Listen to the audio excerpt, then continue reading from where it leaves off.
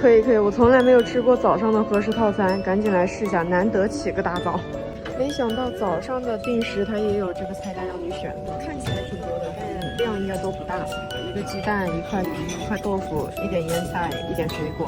然后我又点了2杯喝的，一个牛奶，一个番茄汁，一个稀饭，一个白饭，再一点小菜和酸奶。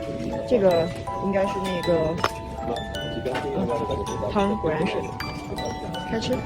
因为今天早餐吃的比较饱，所以中餐就吃的比较晚了。但是肉、蔬菜、汤啊、饭、水果啥之类的我都拿了，还有红烧肉，开吃。